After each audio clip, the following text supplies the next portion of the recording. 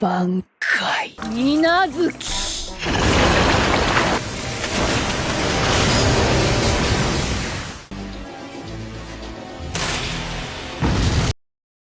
Halo nakama, kembali lagi bersama kami di Coach Kanim. Kali ini kita akan menceritakan sebuah alur anim berjudul Bleach 2000's Blood War, di mana anim ini mengisahkan mengenai perjalanan Ichigo setelah dirinya telah mengalahkan Aizen.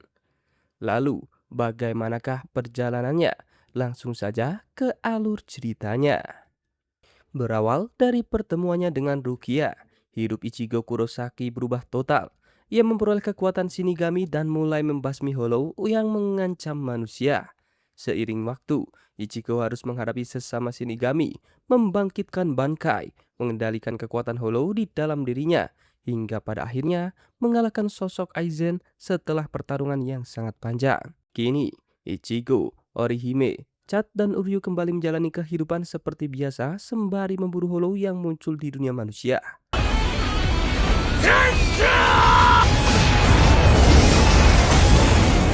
Namun, kedamaian itu tidak berlangsung lama. Ancaman baru datang dari bangsa Quincy yang dipimpin oleh Yuafa. Sang Raja Quincy memulai rencana besar dengan menyerang 3 wilayah sekaligus, yaitu Soul Society, Hueco dan dunia manusia. Di dunia manusia, seorang Quincy bernama Eben datang untuk menguji kekuatan Ichigo. Pertarungan pun langsung pecah. Saat Ichigo hendak mengaktifkan Bankai, Eben mengeluarkan alat khusus untuk mencuri Bankai milik Shinigami. Anehnya, alat itu sama sekali tidak berpengaruh pada Bankai Ichigo. Dengan mudah Ichigo membalikan keadaan dan mengalahkan sosok Eben. Namun sebelum ditangkap, Eben berhasil melarikan diri menggunakan teknik teleportasi. Di saat yang sama, 7 Quincy Elite berhasil menyusup ke markas Divisi 1 Soul Society. Mereka mengalahkan para penjaga tanpa kesulitan, lalu menyampaikan deklarasi perang langsung kepada Genryusai Yamamoto. Setelah menyampaikan pesan itu, mereka menghilang begitu saja, meninggalkan ancaman besar bagi seluruh Shinigami. Sementara itu, di Hueco pasukan Quincy sudah lebih dulu menguasai wilayah para Arrancar. Yuafah berhasil mengalahkan Harry Bell dan menjadikannya tawanan. Tujuannya adalah memanfaatkan kekuatan para Arrancar untuk memperkuat pasukan Quincy. Sejak saat itu, Hueco sepenuhnya jatuh ke tangan mereka. Keesokan harinya, Nel dan Pesce yang berhasil lolos datang menemui Ichigo di dunia manusia. Mereka memohon bantuan agar Ichigo menyelamatkan Hueco Tanpa ragu, Ichigo, Orihime dan Chad langsung setuju membantu. Hanya Uryu yang memilih tidak ikut karena ia sendiri adalah seorang Quincy. Ia masih bingung mengapa kaumnya tiba-tiba memulai perang dan apa tujuan sebenarnya di balik semua ini. Dengan bantuan Kisuke Urahara yang membuka portal Garganta, Ichigo dan teman-temannya segera berangkat menuju Hueco Begitu tiba, mereka langsung merasakan tekanan Reiatsu yang luar biasa. Di sana, 3 bawahan terkuat Haribel, yaitu Milros, Sungsun, dan Apache sudah lebih dahulu bertarung melawan seorang Sternitter bernama Quilji OP. Walaupun harus menghadapi 3 Arrancar sekaligus, Quilji sama sekali tidak kewalahan. Ia justru mengalahkan ketiganya seorang diri.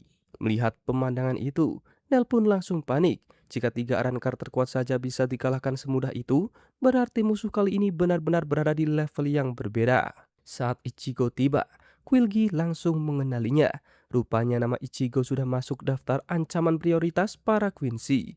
Tanpa membuang waktu, duel sengit pun dimulai. Quilji segera mengaktifkan kekuatan penuhnya. Quincy Volt Standing. Cahaya biru menyelimuti tubuhnya dan sepasang sayap muncul di punggungnya.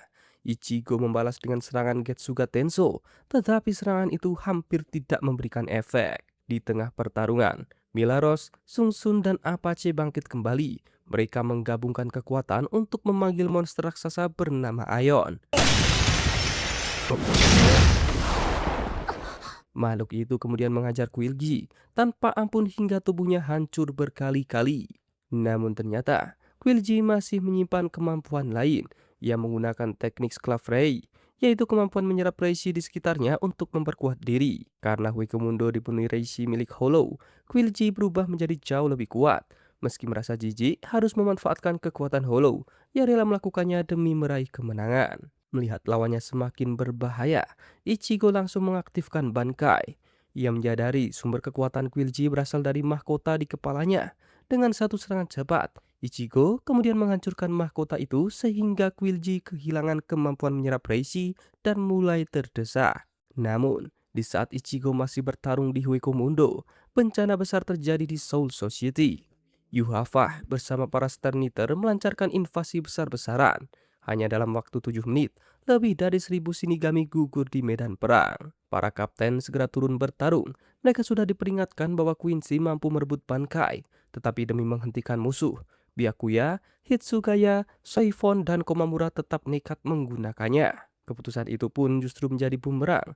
Dalam sekejap, Bankai mereka dicuri oleh para Quincy. 奪われた。奴らは挽回を奪う。ちゃんの挽回は私のもの。 Saat itulah, semua orang sadar bahwa kemampuan musuh bukan sekadar menyegel Bankai, melainkan benar-benar merampasnya. Informasi itu langsung disebarkan ke seluruh Soul Society.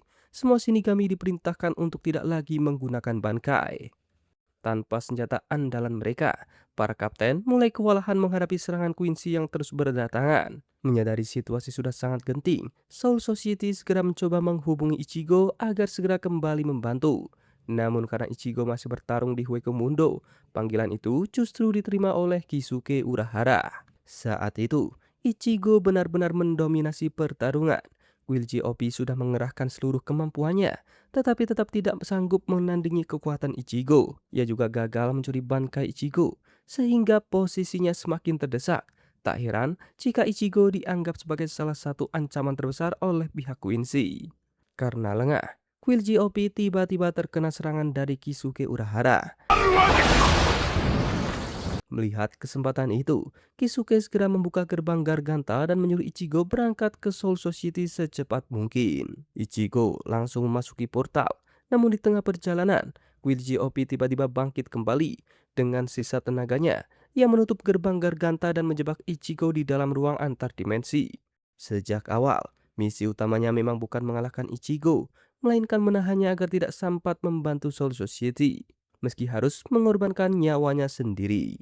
Di sisi lain, Kisuke, Chad, dan Orihime mengalami luka parah akibat serangan OP.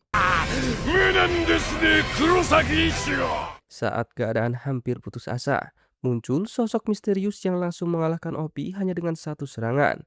Berkat kemunculannya, nyawa mereka berhasil diselamatkan dan Hueco akhirnya terbebas dari ancaman Quincy. Sementara itu, di dunia manusia, Uryu Ishida masih diliputi kebingungan.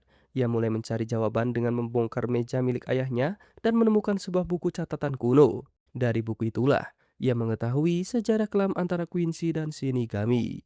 Ternyata, kedua kelompok itu sama-sama memerangi Hollow, tetapi menggunakan cara yang berbeda. Shinigami memurnikan Hollow agar jiwanya kembali bersih dan bisa menuju Soul Society, sehingga keseimbangan dunia tetap terjaga. Sebaliknya, Quincy memusnahkan Hollow sepenuhnya, membuat jiwa tersebut lenyap selamanya. Dan jika terus dibiarkan, keseimbangan antara dunia manusia dan Soul Society bisa hancur. Demi mencegah bencana itu, Shinigami pernah mengajak Quincy berdamai, namun ajakan tersebut selalu ditolak. Bahkan 1000 tahun yang lalu, Quincy lebih dahulu menyerang Soul Society sebelum akhirnya dikalahkan oleh Gotei 13.